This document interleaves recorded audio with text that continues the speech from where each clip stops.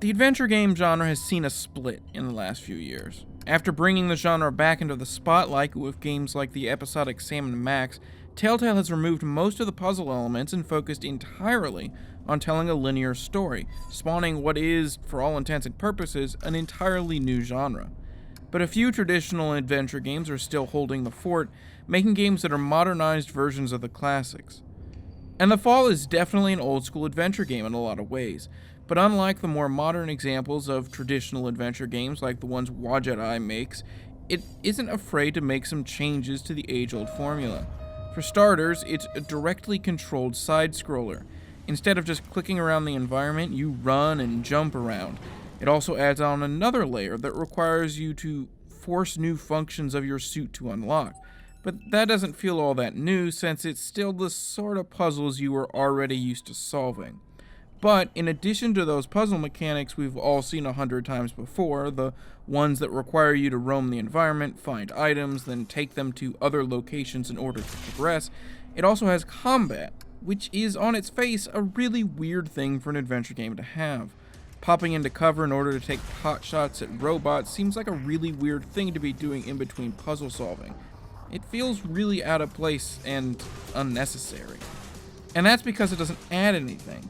The Fall is a game that doesn't need that extra padding that combat provides. Since the earliest text adventures, the story and setting of an adventure game have been the most important elements. Solving the puzzles can be frustrating or, at the very least, challenging, and the story helps to give you a reason to keep going. And that is where The Fall really shines. Whereas most adventure games take the comedy route, making light of your situation, The Fall takes a very serious approach to this sort of game that's really refreshing. The game is short, so I'm a bit reticent to talk about plot details too much, but the game has a fascinating look at AI interacting with other AI, and finding ways to bypass their human-imposed limitations. It's not exactly the most innovative of stories, especially in games, but it's told extremely well here, and the lack of any human component really forces the narrative to focus in on those relationships between the AIs. But let's go back to those puzzles, because they end up being what people remember about these games most of the time, whether they're great or absolutely terrible. Sure, people remember some of the jokes from Secret of Monkey Island, but what people really remember is the rubber chicken with the pulley in the middle. Thankfully, The Fall doesn't pull any of that old school bullshit. Puzzles here are grounded in a futuristic reality that makes sense. Things work the way you would expect them to. There's no adventure game logic here.